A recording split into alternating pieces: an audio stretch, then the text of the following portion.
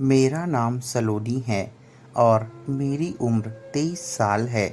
पता नहीं मुझे ऐसा क्यों लग रहा है कि सब कुछ नॉर्मल होकर भी नॉर्मल नहीं है, या यूं कह लो कि ये सब होकर भी नहीं है।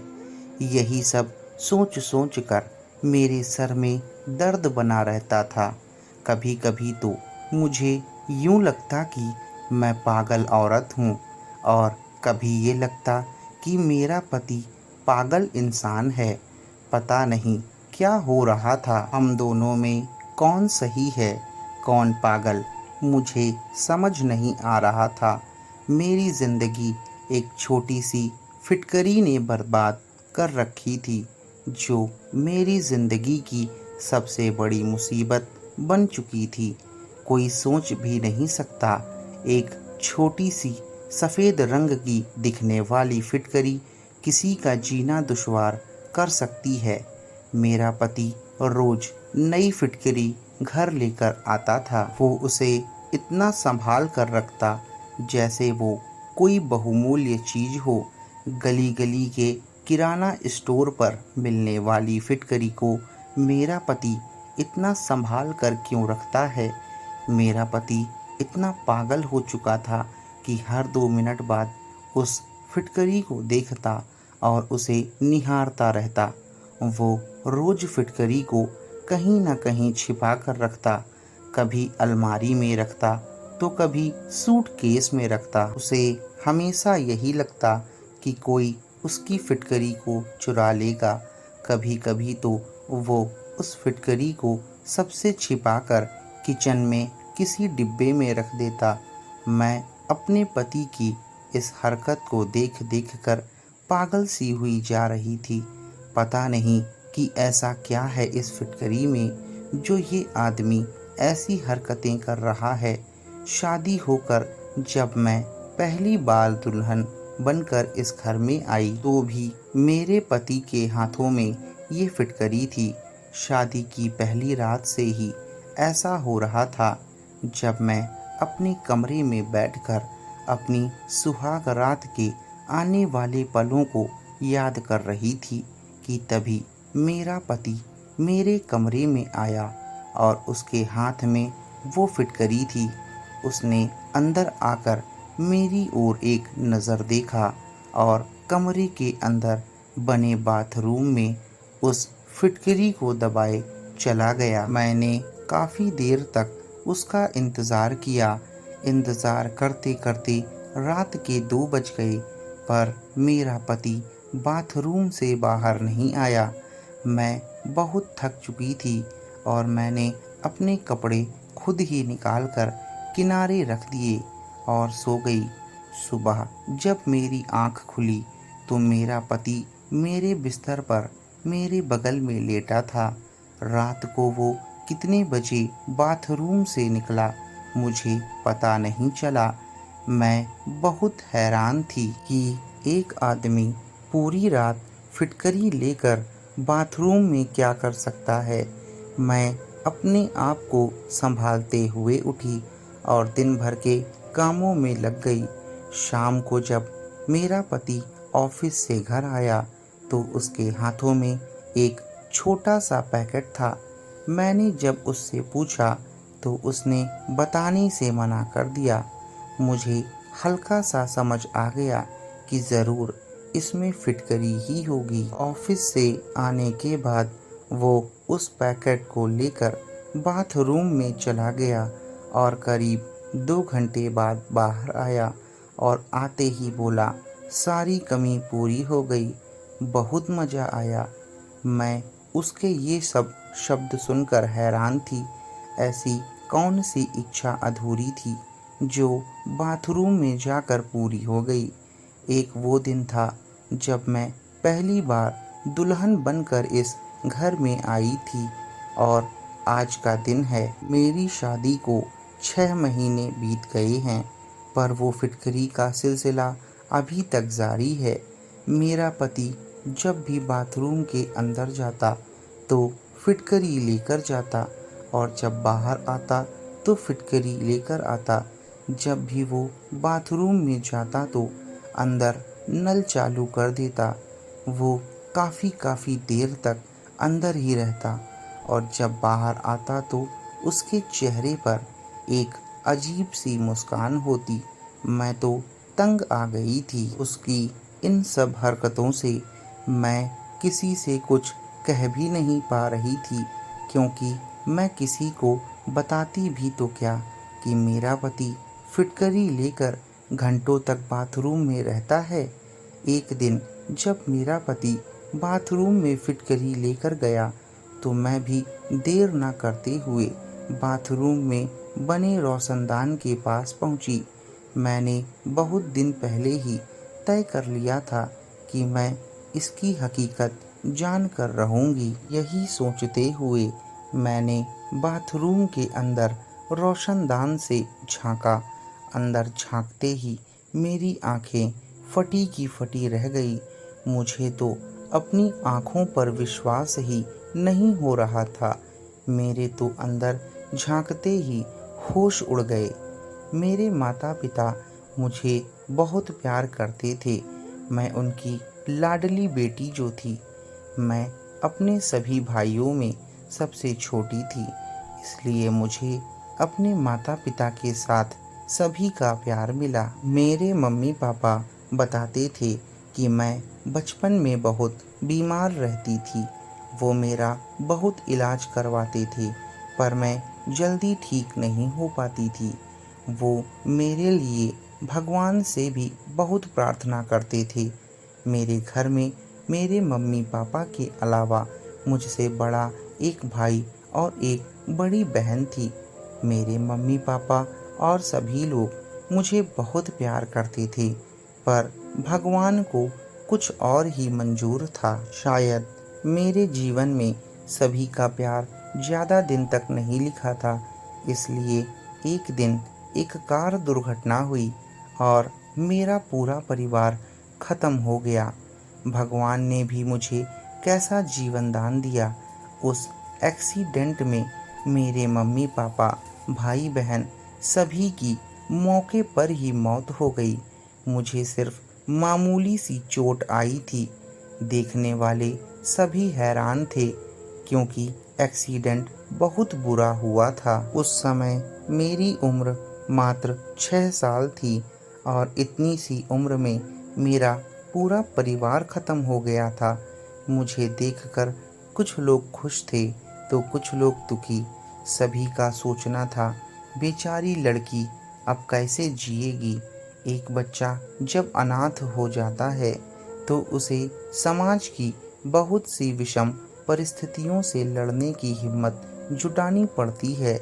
मैं तो बिल्कुल लावारिस हो गई थी। मेरे पापा के सौतेले भाई ने मुझे अपने घर में रहने के लिए जगह दे दी। मेरे बाकी के रिश्तेदार तो मुझे देखने तक नहीं आए। मैं अपने चाचा चाची के घर पर रहने लगी। उनके घर में मुझे उनकी बेटियों के पुराने कपड़े पहनने को मिलते थे और मुझे खाने में बचा हुआ खाना मिलता था। उन्होंने मुझे अपने घर में तो रहने के लिए जगह दे दी थी, पर अपने दिल में कभी जगह नहीं दी। उनके घर में तो सभी लोग मुझे हमेशा ताना मारते थे। ऐसे ही ताने सुनते हुए मैं कब बड़ी हो गई पता भी नहीं चला। समय इतनी तेजी से गुजरा कि पता ही नहीं चला। मेरी शादी की उम्र भी हो गई थी। मेरे लिए काफ़ी सारे रिश्ते भी आने लगे। मुझे ऐसा लगता था कि मेरे इतने सारे रिश्ते आने की वजह से मेरी चाची को परेशानी होती है। मेरी चाची ने अपनी जान छुड़ाने के लिए मेरी शादी एक ऐसे इंसान से कर दी जिसे मैं ठीक से जान भी नहीं पाई थी। मैं दिन रात अपनी चाची के घर पर नौकरानियों की तरह काम करती थी। मैंने भी सोचा, चलो अच्छा है, मैं अब अपने पति के घर पर काम करूंगी और उनकी खुशियों का ख्याल रखूंगी। मैं अपनी चाची की बेटियों से ज़्यादा खूबसूरत थी, इसलिए मेरी चाची को मुझसे हमेशा से ही जलन होती थी। उन्होंने मेरी शादी बहुत जल्दबाजी में की। उन लोगों ने अपने सर का बोझ हल्का किया था। मेरी चाची ने मेरी विदाई के समय एक बात कही थी, हम लोगों ने तुम्हें पाल पोस कर इतना बड़ा कर दिया और तुम्हारी शादी भी कर दी। अब आज से हमारे घर के दरवाजे तुम्हारे लिए बंद हैं। तुम अब पलट कर इस घर में ना आना। अब से ससुराल ही तुम्हारा घर है। अगर तुम्हें वहाँ कोई भी परेशानी लगे तो चुपचाप उसे बर्दाश्त करना, पर इस घर में ना आना। किसी भी कारण से अपने पति से तलाक लेकर भी मेरी चौखट पर कदम न रखना। चाची की इन सब बातों से मैं परेशान हो गई। पता नहीं कि वो ये सब बातें क्यों कह रही थीं। अभी तो मेरी विदाई भी ठीक ढंग से नहीं हुई थी और उन्होंने मेरे तलाक तक की बात कह डाली। वो ऐसा क्यों कह रही थीं? मैंने सोचा कि कहीं लड़के में कोई खराबी तो नहीं, या उसके घर वालों में कोई गड़बड़ी तो नहीं।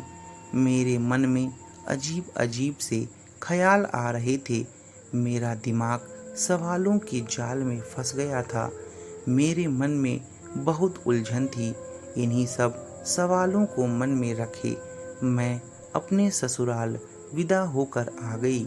शादी की पहली रात ही मुझे इस बात का अंदाजा हो गया कि मेरी चाची ने मुझे ऐसा क्यों कहा था। जिस लड़के ने शादी की पहली रात अपनी पत्नी के साथ नहीं बल्कि बाथरूम में गुजारी हो, तो सोचो वह कैसा होगा। मेरा पति रोज रात को कमरे में आता और बाथरूम में चला जाता। सारी सारी रात वो बाथरूम में गुजार देता। मेरी शादी को पूरा 1 महीना बीत गया, पर मेरे पति ने मेरे साथ एक रात भी नहीं गुजारी। मैं रोज सोचती कि शायद आज वो मेरे साथ रात गुजारेंगे, पर उनका तो एक ही काम था, बाथरूम में चले जाना। उधर मेरी सास रोज मुझे कहती, पोता ही पैदा करना पोता। उनकी इस बात को सुनकर मैं अंदर से झुलस जाती, पर कुछ न कह पाती। उन्हें तो ये बात भी नहीं पता थी कि हर रात उनका बेटा पता नहीं कौन सी हरकत करने बाथरूम में जाता है। मैं शर्म के मारे किसी को बता भी नहीं सकती। कुछ दिनों बाद मैं चाची से मिलने गई। मुझे अपने घर आए देख मेरी चाची परेशान हो गईं। उन्होंने मुझसे सिर्फ एक ही सवाल किया। उन्होंने पूछा, तुम अपना ससुराल तो नहीं छोड़ आई? उनके इस सवाल ने मुझे हैरत में डाल दिया। आखिर इन्होंने मुझसे ऐसा सवाल क्यों किया? मेरी विदाई के समय भी इन्होंने ऐसा ही कहा था कि कुछ भी हो जाए पर यहाँ नहीं आना। मुझे अपनी चाची के इस सवाल से बहुत दुख हुआ। मैंने अपना सारा बचपन और शादी से पहले तक का सारा समय इस घर में गुजारा था। हालांकि सभी लोगों ने कभी मुझे अपना नहीं माना, पर मुझे तो सबसे लगाव था। मैं अंदर ही अंदर दुखी हुई। कुछ देर तक चाची के पास रुकने के बाद मैं घर आ गई। मुझे घर आने में थोड़ा लेट हो गया था। मैं जैसे ही घर के अंदर अपने कमरे में गई तो देखा मेरा पति अपने हाथ में एक फिटकरी लेकर बाथरूम में जा रहा था। मुझे तो कभी कभी ये लगता कि जैसे मैं अपने पति को दिखाई ही नहीं देती हूँ। वो तो मुझे कुछ समझता ही नहीं। मैं तो ये सोचती कि जो जैसे चल रहा है उसे वैसे ही चलने दूँ। इन सभी बातों को अपने भाग्य का लिखा मानकर जीवन बिता दूँ। मेरे पति को तो सिर्फ उस फिटकरी से प्यार था। एक बार को मैं ये सोचती कि अपने जीवन से समझौता कर लूं, फिर दूसरी तरफ मुझे ये ख्याल आता कि मैं ऐसा क्यों करूं?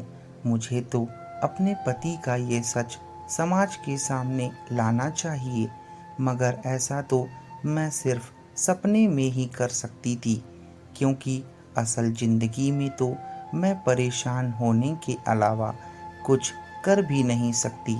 अब मैंने खुद को घर के कामों में बिजी रखना शुरू कर दिया। मैं रोज़ सुबह उठकर घर का ज़्यादा से ज़्यादा काम करती, जैसे मैं अपने चाचा चाची के घर पर करती थी। मैं बिल्कुल नौकरानियों की तरह सारा सारा दिन काम में लगी रहती और अपने आप को बिजी रखती। पर वो कहते हैं ना कि आप अगर किसी काम को रोज़ करो तो आप उससे भी बोर हो जाते हो। मेरे साथ भी कुछ ऐसा ही हुआ। मैं वापस से बोर होना शुरू हो गई और मेरा सारा ध्यान वापस से मेरे पति की हरकतों के ऊपर जाने लगा। मैंने सोचा, आखिर कब तक मैं यूं ही ऐसे ही अपना जीवन बिताऊंगी। मैंने सोचा कि मुझे इस बारे में अपने पति से बात करनी होगी। एक दिन मैंने मौका पाकर अपने पति से कहा कि आपकी माँ पोता चाहती हैं। मेरी बात सुनकर तो जैसे मेरे पति के शरीर में करंट सा दौड़ गया। उसने तुरंत बलबलाते हुए कहा, ये सब नहीं हो सकता, अभी ये सब मुमकिन नहीं है। ऐसा बोलते हुए वो कमरे से बाहर चले गए। मैं तो अपना सर पकड़कर बैठ गई। मुझे पहली रात से ही अपने पति पर कुछ शक था, पर आज उसके इस जवाब को सुनकर तो मुझे यकीन हो गया कि मेरा पति नामर्द है। इसलिए वो रोज रात को फिटकरी का बहाना बनाकर बाथरूम में चला जाता है और मेरे सोने का इंतजार करता है।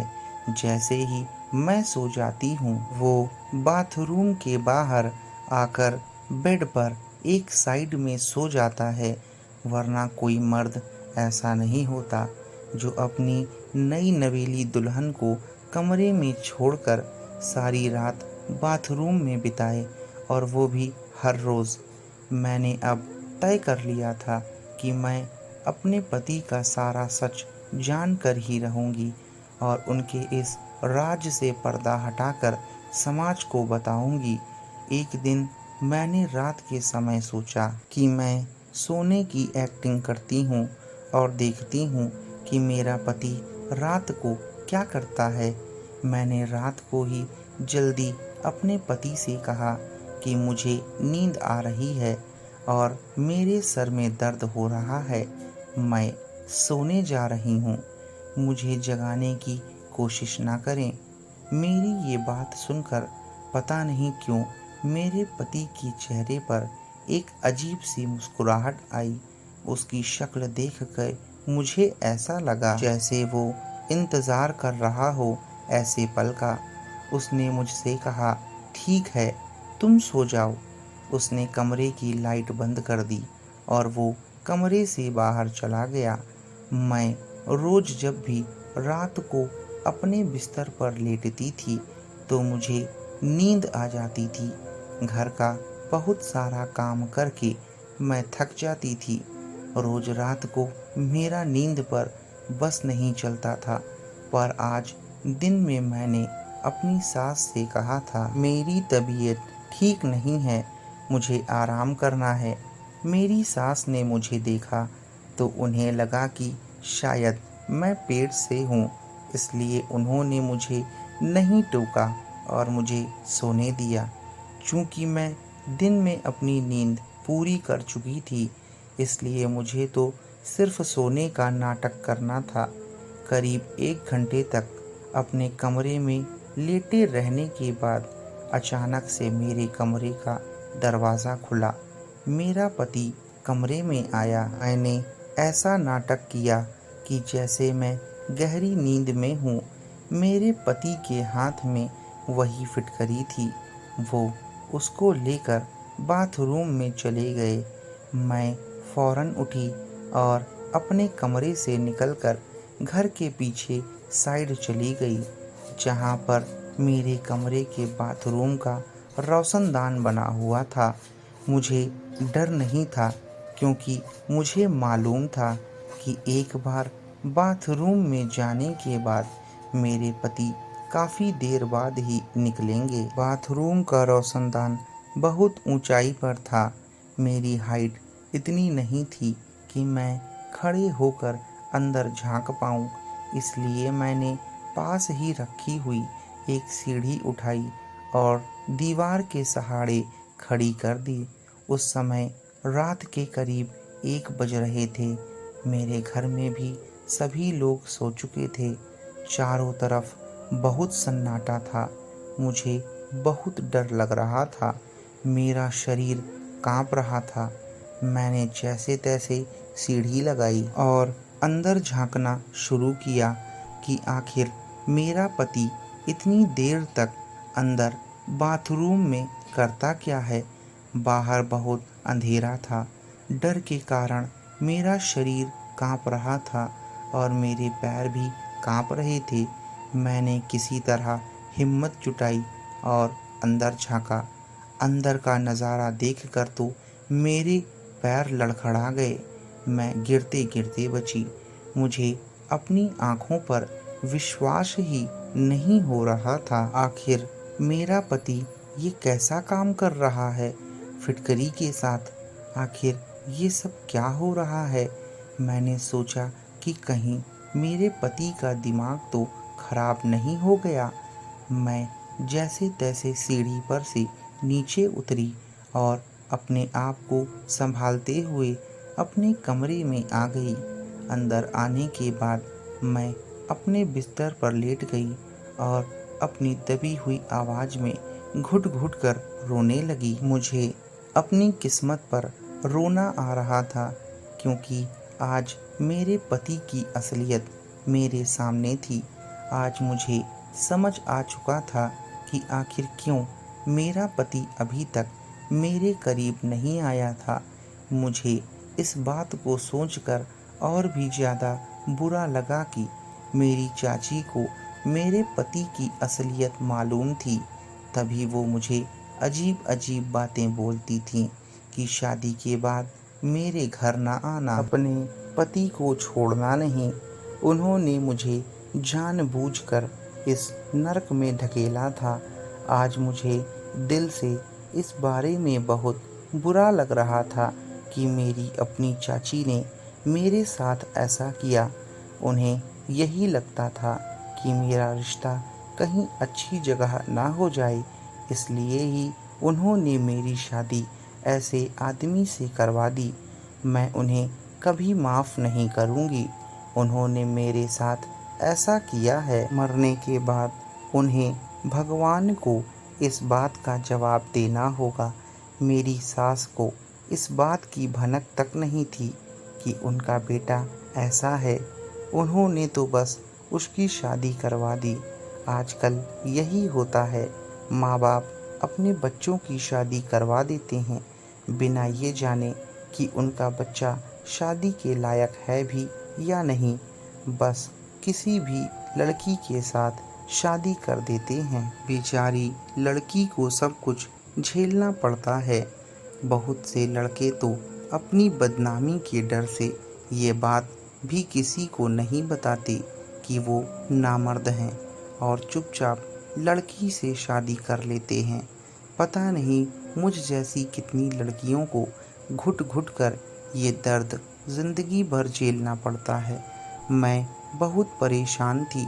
मैंने सोच लिया था कि मैं चुप नहीं बैठूंगी। अगर मैं चुप रही तो मेरे ससुराल वाले मुझे ज़िंदगी भर बांझ बोलेंगे, जो मुझे बर्दाश्त नहीं होगा। मैं काफ़ी देर तक रोई और फिर अपने आप को संभालते हुए उठकर बैठ गई और अपने पति का बाथरूम से बाहर आने का इंतज़ार करने लगी। जैसे ही मेरा पति बाथरूम के बाहर आया तो मुझे देखकर वो भौंचक्का हो गया। मैंने फ़ौरन अपने पति का गिरेबान पकड़ लिया और चिल्लाते हुए उससे पूछा कि आखिर तुमने मेरे साथ ऐसा क्यों किया? मुझसे ये सच्चाई क्यों छुपाई? मेरा पति एकदम अनजान बनकर एक्टिंग कर रहा था। उसकी इस हरकत को देखकर मेरा मन कर रहा था कि मैं उसकी जान ले लूं। मैं उसकी एक्टिंग को अच्छी तरह समझ गई थी। वो मेरे सामने मासूम बनने की एक्टिंग कर रहा था, पर वो मासूम नहीं था, बल्कि एक बहुत ही ज़्यादा चालाक आदमी था और वो मेरे सामने चालाकी कर रहा था। मुझे तो अभी तक समझ नहीं आ रहा था कि ऐसी क्या वजह थी जो वो अभी तक मेरे करीब नहीं आया था। वो नामर्द आदमी था, इसलिए वो मेरे करीब नहीं आया, यही एक वजह थी। पर वो मुझसे इस सच्चाई को क्यों छिपा रहा था? शायद उसे शर्मिंदगी महसूस हो रही होगी। उसने मुझसे शादी करके सोचा कि सारा इल्ज़ाम बीवी पर चला जाएगा। मेरी शादी को काफ़ी समय हो गया था और शादी के बाद से मैं धीरे धीरे डिप्रेशन में हो गई थी। मुझे कुछ भी समझ नहीं आ रहा था। अब जब मैंने अपने पति से आज पूछा तो मुझे हैरत भरी नज़रों से देखने लगा, जैसे उसे विश्वास ही नहीं हो रहा हो कि मैंने उसका झूठ पकड़ लिया है। वो हक्का बक्का होकर बस मुझे निहारे जा रहा था। जब उसने मुझसे कोई जवाब नहीं दिया तो मैंने भी उससे कोई जवाब ना पाकर अपना सामान पैक करना शुरू कर दिया। मैंने उससे कहा कि तुम्हें शर्म आनी चाहिए, तुम ऐसी घटिया हरकत करते हो। मैं तुम जैसे नामर्द आदमी के साथ एक पल भी अब नहीं रह सकती और यही वजह है कि तुम इस घटिया फिटकरी को अपनी जान से भी ज़्यादा प्यार करते हो। मेरा पति हैरान चेहरे से शांत होकर मेरी बातें सुनता रहा। वो बहुत ही ज़्यादा दुखी लग रहा था। मैंने अपना सामान पैक किया और दरवाजे से बाहर निकल गई। मेरे घर में सभी लोग सो रहे थे। मैं जैसे ही घर के मेन गेट पर पहुंची कि तभी मेरा पति मेरे पीछे आया और मेरा हाथ पकड़कर मुझे घसीटता हुआ अंदर कमरे में ले गया। मैंने चिल्लाने की कोशिश की, पर उसने अपने हाथों से मेरा मुंह बंद कर दिया। मैंने फिर चिल्लाने की कोशिश की, पर उसने बहुत ही धीमी आवाज़ में मुझसे शांत रहने को कहा और मुझे बेड पर बिठा दिया। उसने दरवाजे को अंदर से बंद कर दिया था। मुझे अपने पति पर बहुत गुस्सा आ रहा था। मैं जैसे उठकर दरवाजे की तरफ बढ़ी, उसने मेरा हाथ पकड़ा और मुझे बिस्तर पर पटक दिया। उसने मुझसे कहा, क्या तमाशा बना रही हो? तुम्हें मेरी बात समझ नहीं आती? एक बार तसल्ली से बैठकर मेरी बात सुन लो। तुम इतनी रात में कहाँ जाने की कोशिश कर रही हो? क्या तुम लोगों को हमारे बारे में बातें बनाने का मौका देना चाहती हो? मुझे अपने पति की बातों पर गुस्सा आ रहा था।